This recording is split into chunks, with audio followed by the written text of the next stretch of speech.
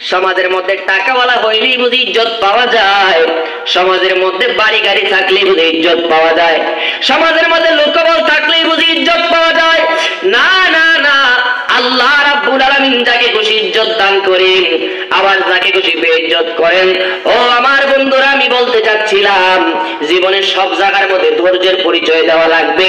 এখন আমার নবীর সাহাবীদের থেকে যদি আমরা ধৈর্যের পরিচয়টা নিতে পারি, কারণ আমার নবী বলেছেন আলাইকুম বিসুন্নতি ওয়া সুন্নতি খুলাফায়ে রাশিদিন ওয়াল মাহদিয়িন, যারা আমার পথ, যারা আমার সাহাবায়ে কেরামের পথ অনুসরণ করবে, এরাই হলো আহলুস সুন্নাত ওয়াল জামাত, এরাই হলো নাজাত প্রাপ্ত দল। জোরে কোন সুবহানাল্লাহ। আমার বন্ধুরা, আমি বলতে চাই যদি ধৈর্য শিখতে হয়, শিখতে হবে নবীর সাহাবীদের থেকে। কথা কোন ঠিক কিনা? যদি ধৈর্য শিখতে হয়, শিখতে হবে আল্লাহর ওলিদের থেকে। যেমন আমার নবীর সাহাবীর সংখ্যা যখন মাত্র 40 জন। জোরে বলেন কয়জন? আরো জবান করে বলেন কয়জন? আমার নবীর সাহাবীর সংখ্যা যখন মাত্র 40 জন, আমার নবীর সাহাবী আবু বকর দাঁড়ায় বলে, ইয়া রাসূলুল্লাহ, ইয়া হাবিবাল্লাহ, নবী গো, আমি আবু বকরকে আপনি অনুমতি দেন, আমি আল্লাহর নাম গোপনে নিতে আর ভালো লাগে না।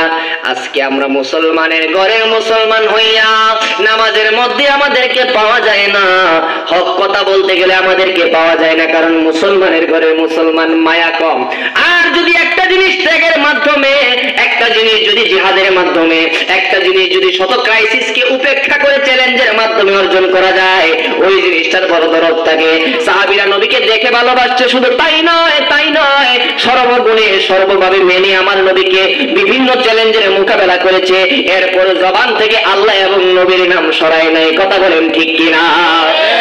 আবু বকর সিদ্দিক ডাক দিয়ে কই, ইয়া রাসূলুল্লাহ, আমার তোর মনে মানে না, আল্লাহর নাম ওপেনলি বলতে চাই, আপনি নবীর নাম ওপেনলি বলতে চাই, আমাকে আপনি অনুমতি দেন।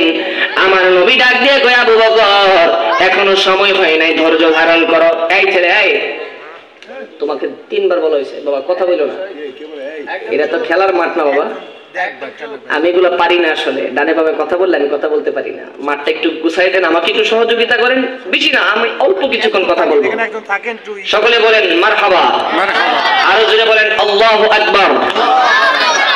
আমার যুবক ভাইরা, ওই আবু বকর সিদ্দিক ডাক দিয়ে বলি, ইয়া রাসূলুল্লাহ, আমি আবু বকরের আর ধৈর্য ধারণ হয় না, আপনি মেহেরবানি করে আমাকে অনুমতি দেন, আমি আল্লাহর নাম ওপেনলি বলতে চাই, আমি নবীর নাম ওপেনলি বলতে চাই। আমার নবী ডাক দিয়ে কয়, আবু বকর, ও আবু বকরের কোনো সময় হয় নাই, তুমি ধৈর্য ধারণ করো। এইবার যখন আবু বকরের আর মনে মানে না, হঠাৎ করে আমার নবী কয়, আবু বকর, ঠিক আছে, ঠিক আছে, তুমি যেহেতু ধৈর্য ধারণ করতে পারো না, আগামী শুক্রবার অর্থাৎ জুমার দিনে আমরা কাবার চত্বরে যায়া আল্লাহর নাম সবার সামনে প্রকাশ করব। ও বন্ধুরা, গভীর মনোযোগ, ধৈর্য হারাবেন না। আমি নীরবে নীরবে কিছু ভাবের কথা বলে দিয়ে যাব, নীরবে নীরবে কিছু প্রেমের কথা বলে দিয়ে যাব। একটা জিনিস বোঝায়া যাব, ঈমানের মূল হইল আমার দয়াল নবীর মহব্বত। কারণ আমার নবী বলেছেন, লা ইউমিনু আহাদুকুম হাত্তা আকুনা আহাব্বা ইলাইহি মিন ওয়ালিদিহি ওয়া ওয়ালাদিহি ওয়ান নাসি আজমাইন। ও আমার উম্মতেরা, শোনো শোনো, যতক্ষণ পর্যন্ত পিতা মাতা স্ত্রী সন্তান থেকে আমি নবীকে বেশি ভালোবাসতে পারবে না, ততক্ষণ পর্যন্ত ওয়ান নাসি আজমাইন তোমরা একজন ঈমানদার হইতে পারবে না। কথা বলেন ঠিক না বেঠি? ও বন্ধুরা, বলতে যাচ্ছিলাম, আবু বকর ডাক দিয়ে কই, ইয়া রাসূলুল্লাহ, নবীজি, ও মায়ার নবী গো, আমি আবু বকরের আর মনে মানে না, আপনি অনুমতি দেন। নবী বলল, আবু বকর, আগামী শুক্রবারে আমি তোমাদেরকে নিয়ে যাব আল্লাহর নাম ওপেনলি বলার জন্য, আমি নবীর নাম ওপেনলি বলার জন্য। আপনারা বলেন, আমার নবী বলছে, আর কোনো টেনশন আসেনি, আর কোনো চিন্তা আসেনি? কিন্তু চিন্তা নাই, তারপরও চিন্তা আছে কেন? ওই দিক দিয়া আমার নবী যখন শুক্রবারে ওই যখন আল্লাহর নাম ওপেনলি বলতে যাবেন, নবী যাওয়ার আগে ওই জায়গায় যায় মুনাফিকরা, কাফেররা পাথর নিয়ে বসে আছে। জোরে কম নাউজুবিল্লাহ, নাউজুবিল্লাহ। কেমনে জানলো, কেমনে জানলো?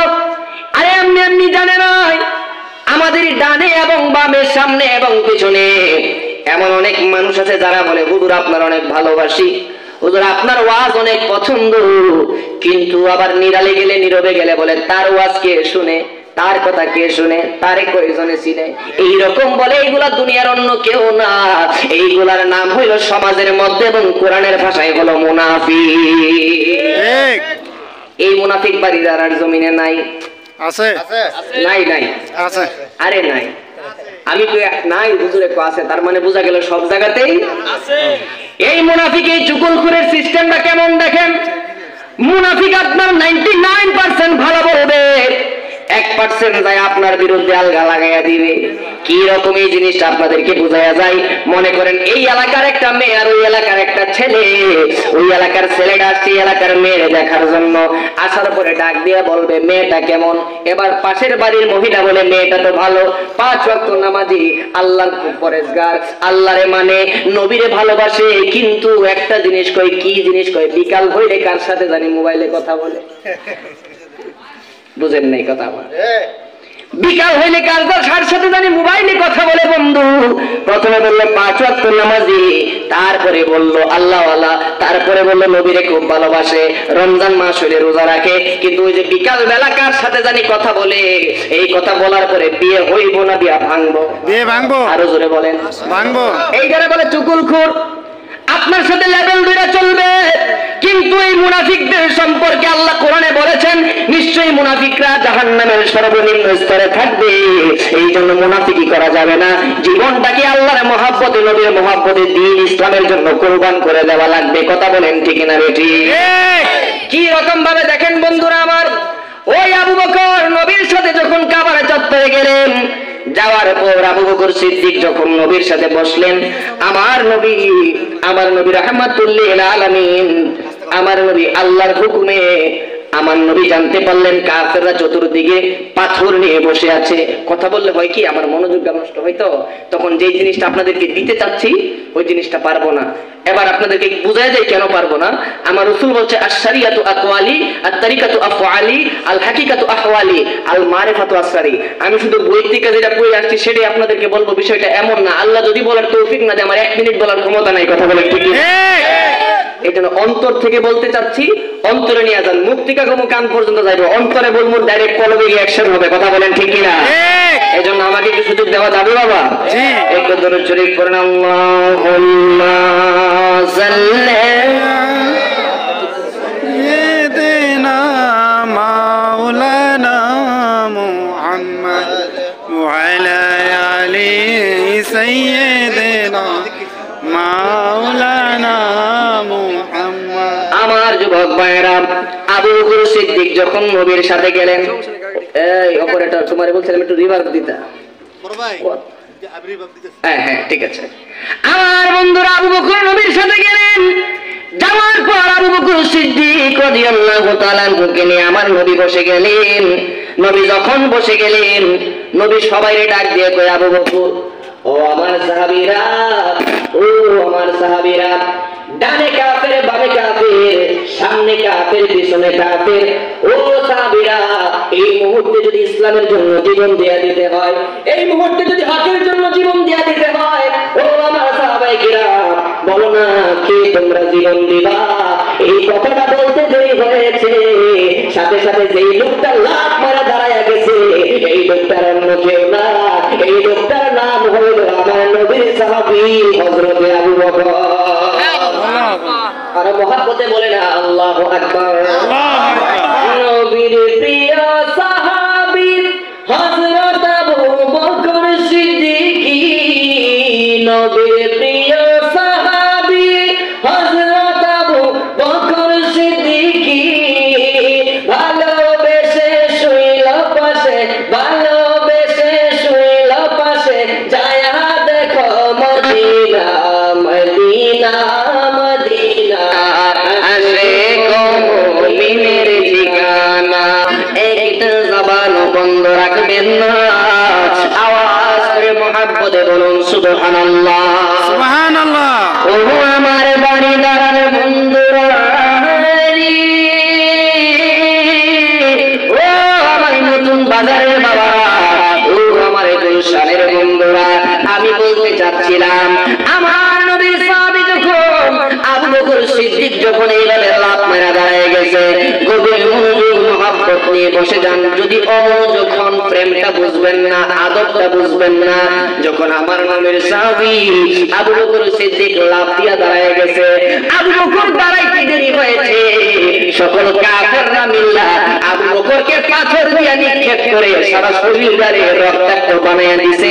আওয়াজ করে বলে না নাউযুবিল্লাহ, নাউযুবিল্লাহ।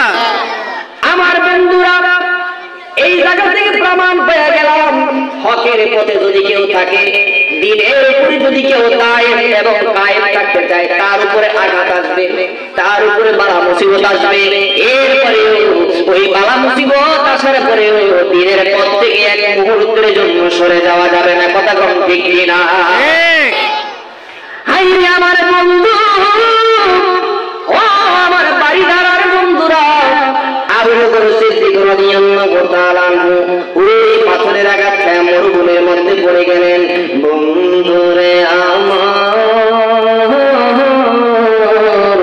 যখন ওই জায়গার মধ্যে পড়ে গেলেন, আমার নবীর সাহাবায়ে কেরাম ধরাধরি করে বাড়ির মধ্যে লয়ে যায়।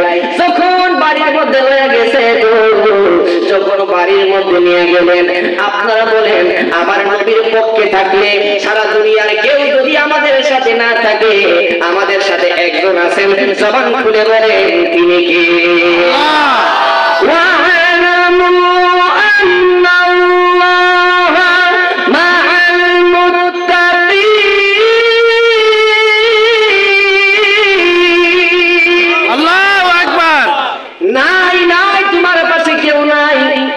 আল্লাহর ভয় আর নবীর মহব্বত অন্তরে রাখতে পারো, আপনারা বলেন আমার আল্লাহ আমাদের সাথে আছে না নাই? আছে। ও বন্ধুরা, গভীর মনোযোগ। কি বলতে চাই? আবু বকর সিদ্দিক রাদিয়াল্লাহু তাআলা যখন বেহুশ হয়ে পড়ে গেলেন, যখন ঘরের মধ্যে বেহুশ হয়ে পড়ে গেলেন, ও আমার বন্ধু, আমার নবীর সাহাবীরা দরাদরি করে বাড়ির মধ্যে নিয়ে গেলেন। আমার নবী মাঝখানে, চতুর্দিকে সাহাবায়ে কেরাম বেষ্টন দিয়ে দিলেন। সাহাবীরা ডাক দিয়ে বলেন, যদি আমরা থাকতে আমার নবীর গায়ের মধ্যে আঘাত লাগা যায়, তাহলে আল্লাহর সামনে জবাব দেওয়া যাবে না।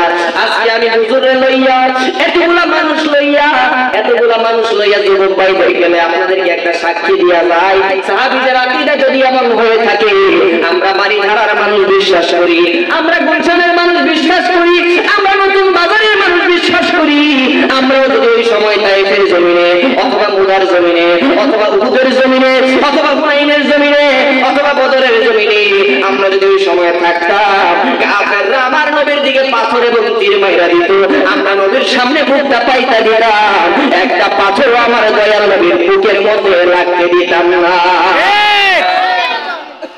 আমার বন্ধুরা, নবীকে যখন ঘরের মধ্যে নিয়ে গেল, আবু বকর সিদ্দিককে ঘরের ভিতরে নিয়ে যাওয়া হইল। আবু বকর সিদ্দিকের পুরো শরীর রক্তে লাল হয়ে গেছে। আবু বকর সিদ্দিক ঘরের মধ্যে নিয়ে যখন তার শুয়ে দেওয়া হইল, বন্ধুরে আবু বকর সিদ্দিককে ঘরের মধ্যে শুয়াইলেন। আর ওই দিক দিয়া কাফেরদের খবর হয়ে গেছে, নাই নাই আবু বকর নাই। আবু বকরের মৃত্যুটা নিশ্চিত করার জন্য যখন আবু বকরের বাড়ির মধ্যে আসলো, কিন্তু আবু বকরের বাড়ির মধ্যে একটা মহিলা, এই মহিলাটা হলো আবু বকরের মা। আবু বকর যখন রক্তাক্ত হয়ে গেছে, ওই আবু বকরের একটা চাটাইয়ের মধ্যে আবু বকরকে শোয়া রাখা হইল। ও বন্ধুরা, গভীর মনোযোগ। যদিও সময় সংক্ষিপ্ত, যদিও আমি আপনাদেরকে ভালোভাবে বলতে পারতেছি না, কিন্তু আপনাদের অন্তরের মধ্যে একটা কথা বিশ্বাস রাখা লাগবে, আজকের মাহফিল আমাদের জীবনের শেষ মাহফিল হয়ে যাইতে পারে, এবং এই মাহফিলের মধ্যে বসার কারণে আমার আল্লাহ, আপনার আল্লাহ আমাদের সারা জিন্দেগীর গুনাহগুলোকে ক্ষমা করতে পারে কি পারে না?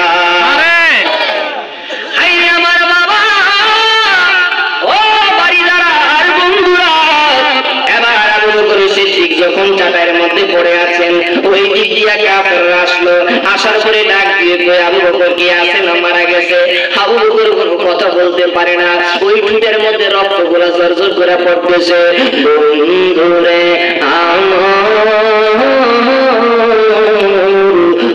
আমার যুবক বন্ধুরা, কাফেররা এসে আবু বকরের বাড়ির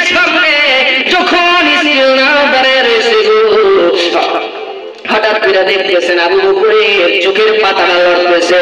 ও বন্ধুরা, আবু বকরের মা ডাক দিয়ে কে, আবু বকর, ও আবু বকর, তোমার চোখের পাতাটা লড়ে, বাবা বলো না তোমার শরীরটা এখন কেমন? আবু বকর ডাক দিয়া কয়, মা আমার কাছে জানতে চাই না আমার শরীরটা কেমন, আগে বলো না আমার রাহমাতুল লিল আলামিন কেমন আছে। ও বন্ধু, সাহাবীদের দিকে শিখে নেন ধৈর্য কারে বলে, সাহাবীদের দিকে জেনে নেন নবীর মহব্বত কাকে বলে। আবু বকর সিদ্দিক রাদিয়াল্লাহু তাআলা এবার উঠে বসলেন। বসার পরে আবু বকর সিদ্দিক রাদিয়াল্লাহু তাআলা যখন এইভাবে উঠে বসলেন, তার মা ডাক দিয়ে, আবু বকর, ও আবু বকর, কিছু খানা খাও, খাবারটা খাইলে তোমার একটু ভালো লাগবে। আবু বকর কয়, মা কেমনে তুমি আমার এই খাবারের কথা বললা? যতক্ষণ পর্যন্ত আমার মুস্তাফার চেহারা আমি দেখতে পারবো না, ততক্ষণ পর্যন্ত আমার জবানের মধ্যে আমি এক ফোঁটা পানিও দিতাম না। সুবহানাল্লাহ, সুবহানাল্লাহ। আমার বন্ধুরা, আবু বকর সিদ্দিককে নবীর কাছে নিয়ে যাওয়া হইল। নবীকে দেখার পর আবু বকর ঠান্ডা হয়ে গেছে। এই হলো আবু বকর সিদ্দিকের ফরজ। আর একটা পাগল ছিল আমার নবীর পাগল, নাম হলো হযরতে বেলাল। নাম শুনছেন নি আপনারা? সবাই শুনছেন নি? আমার নবীর পাগল বেলাল। আমার নবী যখন মেরাজের মধ্যে গেলেন, যাওয়ার পর আমার নবী জান্নাতের ভিতরে একটা পায়ের আওয়াজ শুনতে পাইলেন। আমার নবী ডাক দিয়ে কয়, জিবরাইল, ও জিবরাইল, এই পায়ের আওয়াজটা আবার কার? ও বন্ধুরা, জিবরাইল ডাক দিয়ে কয়, ইয়া রাসূলুল্লাহ, নবীজি, ও মায়ার নবী গো, এই পায়ের আওয়াজটা অন্য কারো না, এই পায়ের আওয়াজটা হইল আপনার পাগল হযরতে বেলালের পায়ের আওয়াজ। কি এমন করলো যার পায়ের আওয়াজ জান্নাতের ভিতরে? আমার নবী ডাক দিয়ে কয়, বেলাল, তুমি কি এমন আমল করো রে বেলাল, যার কারণে আমি নবী যখন জান্নাতের মধ্যে গেলাম, জান্নাতে যাওয়ার পরে আমি তোমার পায়ের আওয়াজ শুনলাম। বেলাল ডাক দিয়ে কয়, ইয়া রাসূলুল্লাহ, নবী গো, আমি তেমন কোনো আমল করি না। ইয়া রাসূলুল্লাহ, আপনি তাকায় দেখেন না, আপনার সাহাবী হাসান ইবনে সাবিতের চেহারা কত সুন্দর, আপনার সাহাবী দাহিয়াতুল কালবের চেহারা কত সুন্দর। ইয়া রাসূলুল্লাহ, নবীজি, আমার চেহারা তো তেমন দেখতে সুন্দর না। ইয়া রাসূলুল্লাহ, আমার জিহ্বাটা হইল কাটা, আমি আপনার নামটাও সঠিকভাবে উচ্চারণ করতে পারি না। ও আমার বন্ধুরা, আমার বাবারা, আমি বলতে চাচ্ছিলাম, আমার নবীর সাহাবীর বেলালের যদিও চেহারা ছিল না, আমার নবীর সাহাবী বেলালের যদিও দেখতে তেমন সুন্দর না, কিন্তু আমার আল্লাহ ডাক দিয়ে কয়, বন্ধু গো, আমার বেলাল যখন আযান দেয়, ওই আযানটা সরাসরি আমি আল্লাহর আরশের মধ্যে এসে ধাক্কা মারে। সুবহানাল্লাহ। আমার বন্ধুরা, গভীর মনোযোগ। ওই সাহাবী বেলাল, আমার নবী ডাক দিয়ে কয়, বেলাল, তুমি কি এমন আমল করো রে বেলাল? এবার সাহাবী ডাক দিয়ে, ইয়া রাসূলুল্লাহ, আমি তেমন কোনো আমল করি না। দেখেন না, আপনার সাহাবী দাহিয়াতুল কালবি কত সুন্দর, আপনার সাহাবী হাসান ইবনে সাবিত কত সুন্দর, কিন্তু ইয়া রাসূলুল্লাহ, নবীজি, আমি বেলালের চেহারা সুন্দর না। তারা আমার জিহ্বার মধ্যে জিহ্বার মধ্যে লোহা লাগাইয়া জিহ্বাটারে কাইটা দিয়েছে, আমি আপনার নামটাও সঠিকভাবে নিতে পারি না। এই জন্য বেলাল আশহাদু বলতে পারতো না, বেলাল বলতো আশহাদু। এই জন্য বেলালের বিরুদ্ধে অনেক মুয়াজ্জিন মুনাফিকি করছে। মুয়াজ্জিনদেরকে ওই বেলালকে বরখাস্ত কইরা যখন নতুন মুয়াজ্জিন আনছে, ফজরের আযান দেওয়ানো হইল, কিন্তু ঘন্টার পর ঘন্টা চলে যায়, আকাশের মধ্যে আর সূর্যের দেখা পাওয়া যায় না।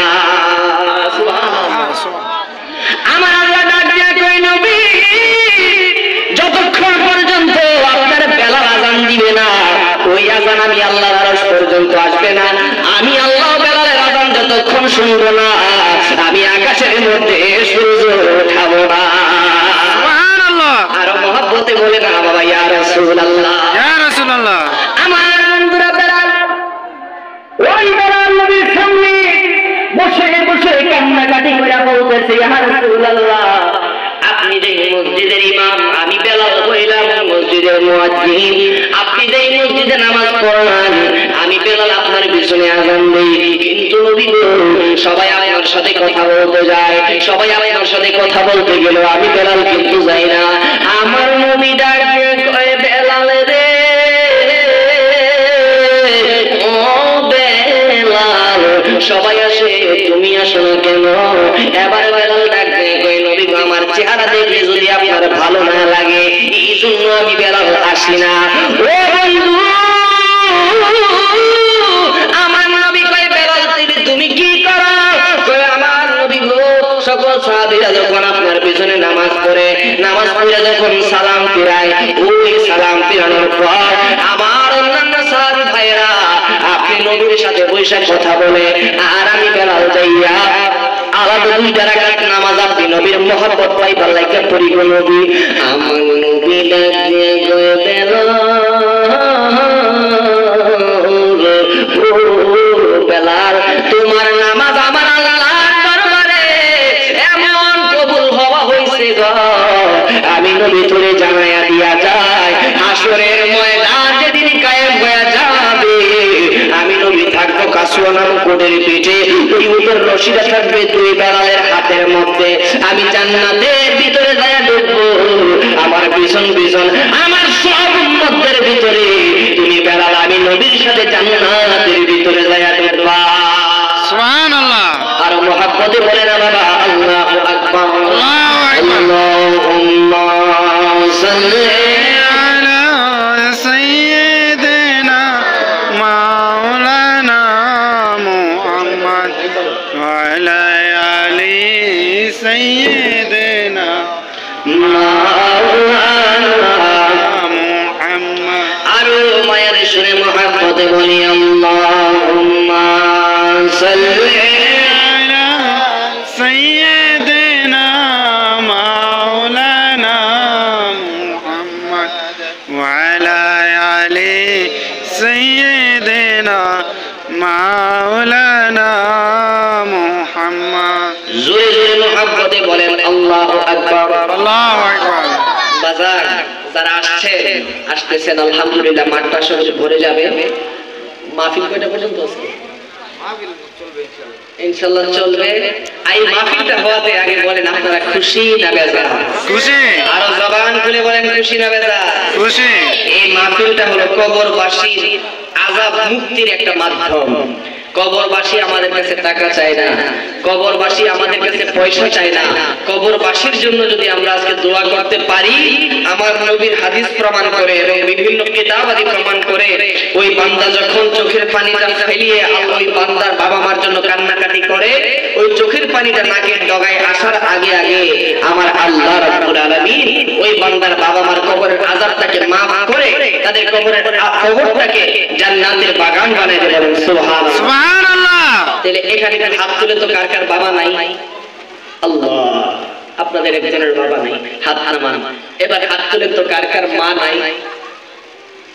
আহা, আল্লাহ রাব্বুল আলামিন সকলের আব্বা আম্মার কবরটাকে জান্নাতের বাগান বানায় দিন, বলেন আমিন। আমিন। আচ্ছা, মা নাই বাবা নাই এমন একজন হাত তুলেন তো, এমন লোকের হাত তুলেন। এই যে এমন লোকের সংখ্যাও কিন্তু কম না। আচ্ছা বাবা বলেন, সারা দুনিয়া আপনাকে ভালোবাসার স্বার্থে একমাত্র বাবা মা আপনাকে ভালোবাসার স্বার্থ ছাড়া, কথা বলেন ঠিক কি না? ঠিক। এই জন্য যুবক ভাইরা ওয়াজ শুনে লাভ নাই। কি ওয়াজ শুনবেন আর কি ওয়াজ করবো? ওয়াজ শুনে লাভ নাই। ওয়াজ শুনে যদি করে গিয়া বাবারে ধমক মারেন, মারে ধমক মারেন, আমার সামনে বসে ওয়াজ শুনলে খোদা কি কসম সারা রাত বসে আমার বয়ান শুনতে পারবেন, কিন্তু একটা মিনিটের কোনো ফজিলত হবে না, কথা বলেন ঠিক কি না? ঠিক। যারা বাবা মার সাথে খারাপ আচরণ করেন তাদেরকে বলছি, বাবা মাকে মহব্বত করবেন, বাবা মাকে ভালোবাসবেন। বাবা মাকে ভালোবাসলে আল্লাহ পাক আপনাকে নিয়ামত বাড়ায় দিবে। এই যে আমার যে মুরব্বি লোক নিচে আছে না, আছে, আপনারা নিচে বসে আছেন, আমার মতন একটা নগণ্য খাদেম আপনাদের উপরে উঠে বসে কথা বলতেছি, আপনারা বলবেন হুজুর কিসের জোরে কিসের জোরে কথা বলতেছেন? লেখাপড়ার জোরে?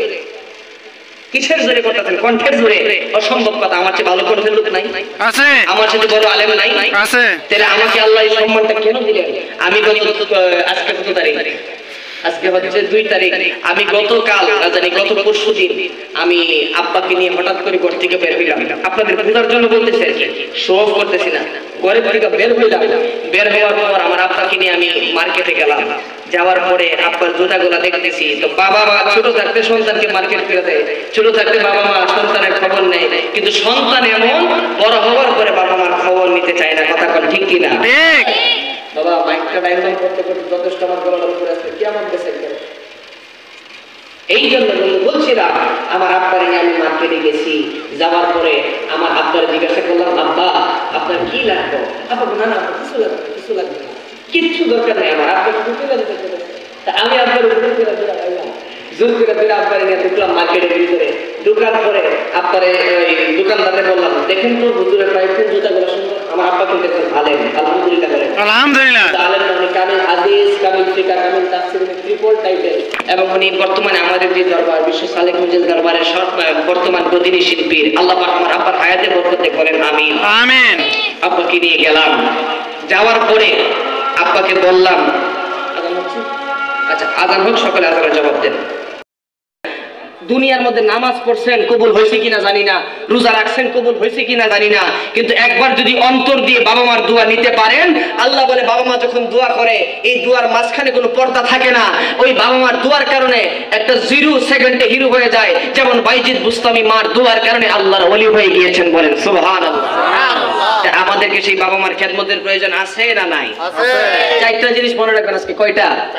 আসছি যখন আপনাদেরকে কিছু গুরুত্বপূর্ণ কথা বলে দিয়ে যাই। একটা হচ্ছে আল্লাহ পাকের ইবাদত, একটা হচ্ছে দয়াল নবীর মহব্বত, একটা হচ্ছে আউলিয়া কেরামের সহবত, একটা হচ্ছে মা বাবার খেদমত। এই চারটা জিনিস যদি মানুষ গলার মালা বানাইতে পারে, অন্তরে ধারণ করতে পারে, আমার রাসূল বলেন ওই লোকের মুর্দা দিলটা জিন্দা হয়া, ওই লোকের সিনাটা মদিনাওয়ালার আয়না হয়ে যায়। বলেন সুবহানাল্লাহ। তাহলে সাহাবীদের থেকে শিখলাম আমাদের ধৈর্য লাগবে কি লাগবে না? আমাদের ধৈর্য রাখতে হবে। একটা জিনিস মনে রাখবেন বাবা, ধৈর্য রাখবেন দেখবেন সাকসেস আসবে, আর অধৈর্য হবেন দেখবেন শুধু জীবনে হতাশা আসবে। কারণ আমার রাসূল বলেন যার জীবনে ধৈর্য বেশি তার জীবনে সফলতা বেশি, যার জীবনে ধৈর্য কম তার জীবনে হতাশা বেশি। কথা বলেন ঠিক কিনা? এই জন্য আল্লাহ পাক যেন আমাদেরকে ধৈর্য ধারণ করে শেষ পর্যন্ত বসার তৌফিক দান করে। সকলে বলেন আমিন। আমি আমার কথা দীর্ঘায়িত করব না, তবে একটা জিনিস আপনাদেরকে বলে যাই, বন্ধুরা যে যেই দিকেই চলেন, সোশ্যাল মিডিয়ার যুগ, অন্তত একটা জিনিস খেয়াল রাখবেন, নিজের কথার দ্বারা নিজের আচরণের দ্বারা কোনো আল্লাহর ওলির সাথে যাতে বেয়াদবি হয়ে না যায় সেই জিনিসটা খেয়াল রাখবেন। এবং আরেকটা জিনিস সবচেয়ে বেশি খেয়াল রাখবেন, আমার দয়াল নবী হচ্ছেন আমাদের আশিকে রাসূল, আমরা যারা আমাদের সকলের কলিজা। কথা বলেন ঠিক কিনা? আমাদের হৃদয় এই জায়গার মধ্যে যদি কেউ আঘাত করে আমরা নীরব থাকতে পারবো না। কয়েকদিন আগে রামগিরি মহারাজ আমার দয়াল নবীর সাথে বেয়াদবি করেছে। আমার পাশে জামিয়া মাদানিয়া বাড়িদার আছে না নাই? আরো জোরে কোন আছে না নাই? ওইখানে যারা আছে ওনারাও কোরআন পড়েন, আমরাও কোরআন পড়ি, আমরা সকলে আলেম যারা আছি আমরা ইস্যু ভিত্তিক এক হইতে হবে। আপনাদেরকে আজকেও বলে দিয়ে যাই, এই মুসলমানদের বিচ্ছিন্নতার কারণে আজকে সবচেয়ে বেশি সুযোগ নিতে চাচ্ছে ইহুদিরা। কথা বলেন ঠিক কিনা? আমাদের শত্রু, আমাদের প্রকাশ্য শত্রু যারা, তাদেরকে আমরা সুযোগ করে দিতেছি, আমরা তাদেরকে সুযোগ করে দিয়ে যাব না। এদিকে জামিয়া বাড়িদার আছে, ঢাকার বড় বড় মাদ্রাসা আছে, বাংলাদেশের যত বড় বড় মার্কাজ আছে, সকল দরবারের পীর মাশায়েখগণ এবং আলেমগণ যদি একটা প্ল্যাটফর্মের মধ্যে আসতে পারি, আমাদের মুসলমানদের দিকে আঙ্গুল তুলতে ওই ইহুদির বাচ্চারা 100 বার চিন্তা করবে। কথা বলেন ঠিক কিনা? বলেন কষ্ট পাইছেন আপনারা? আমি আসলে এই ধাঁচে ওয়াজ করি না, তবে আজকে মাইকটা ভালো পড়ছিল, কিন্তু মেইনটেইনটা যদি আরেকটু সুন্দরভাবে করে আগে থেকে রেডি রাখা যাইতো, আমি হয়তো আপনাদেরকে মন মতো কথা শোনাই দিয়ে যাইতে পারতাম। আমি একটি নাতে রাসূল বলে আপনাদের সামনে থেকে বিদায় হয়ে যাব। কষ্ট হবে আপনাদের? দেখা দাও রাসূলুল্লাহ তুমি কাঁদে আশিক তোমার, আছো শুয়ে মদিনায় তুমি, ডেকে নাও রোজা তোমার রাসূলুল্লাহ, কি উপায় হবে আমার রাসূলুল্লাহ, ডেকে নাও রোজা তোমার। ওই মদিনা যাইতে চাই কি চাই না? আমার নবী বলেন মানজারা কবরি ওয়াজাবাত লাহু শাফাআতি, যেই ব্যক্তি একবার আমি নবীর রওজা মোবারক জিয়ারত করবে, ওই লোকটাকে সুপারিশ করে জান্নাতে নেওয়া আমি নবীর জন্য ওয়াজিব হয়ে যাবে। এই জন্য বলতেছি রে বন্ধুরা, মরণকালে নবী দেখতে চাই কি চাই না? আরো জবান খুলে কোন চাই কি চাই না?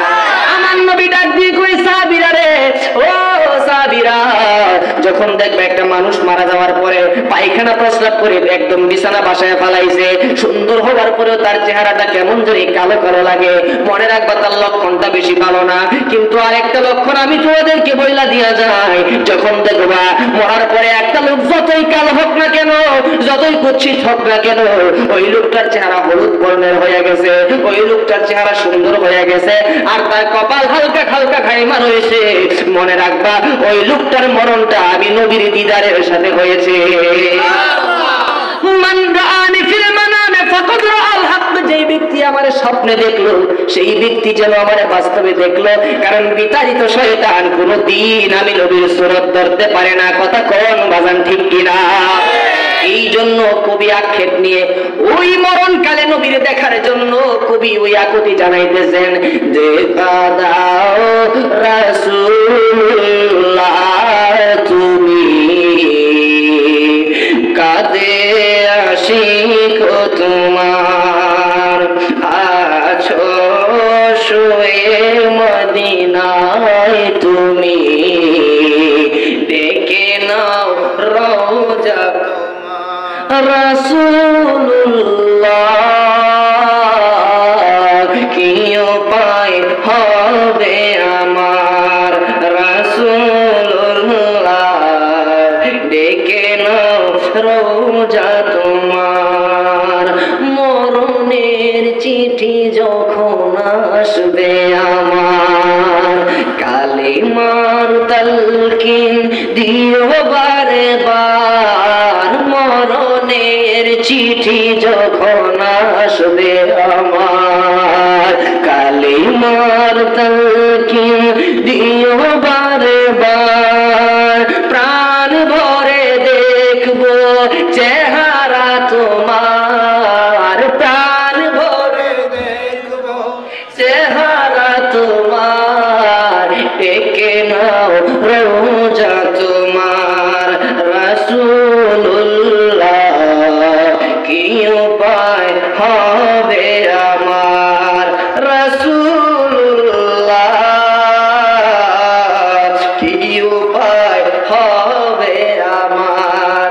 এই যে দেখেন, ওই মদিনার পথের ধুলি মাখতাম আমি পেলে সুরমা বলি, ওই মদিনার পথের ধুলি মাখতাম আমি পেলে সুরমা বলি, ফিরে পেত এ নয়ন নূরের আধার, ফিরে পেত এ নয়ন নূরের আধার, ডেকে নাও রওজা তোমার রাসূলুল্লাহ, কি উপায় হবে আমার।